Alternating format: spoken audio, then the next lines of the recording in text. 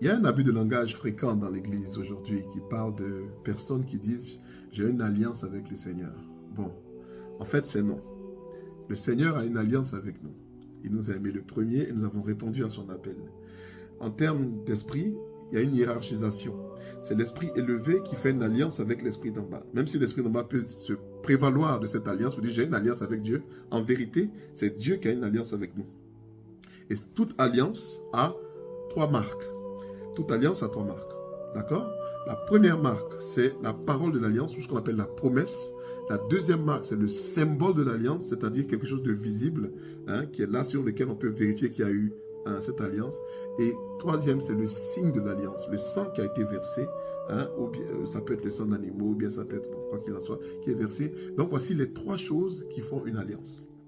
L'alliance la plus élevée sur la terre comme au ciel, c'est l'alliance du Christ. Celui qui est venu sur une croix mourir pour les péchés de l'humanité.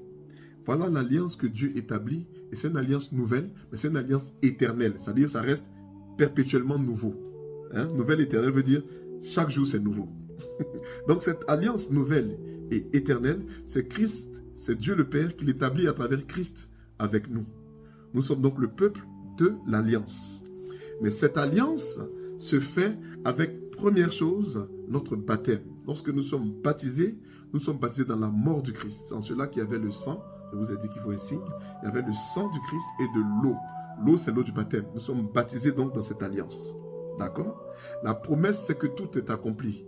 C'est en cela que lorsque nous prions en tant que chrétiens, notre esprit peut être lié à l'esprit de Dieu pour testifier de tout ce que Dieu fait sur la terre. Ainsi, nous avons le droit d'appeler le ciel sur la terre. Quand on fait notre Père, on dit que ton règne vienne sur la terre comme au ciel. D'accord? Et enfin, il y a le signe, la croix. Le Christ en croix. Ce que les catholiques appellent le crucifix et les chrétiens les chrétiens protestants préfèrent la croix. C'est la même chose, c'est l'autel, c'est l'endroit où tout a été fait.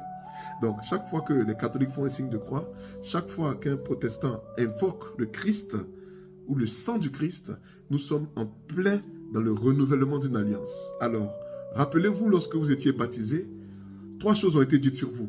Tu es prêtre, tu es roi et tu es prophète. Il en va du prêtre de faire l'alliance et de la renouveler. Alors, qu'en pensez-vous?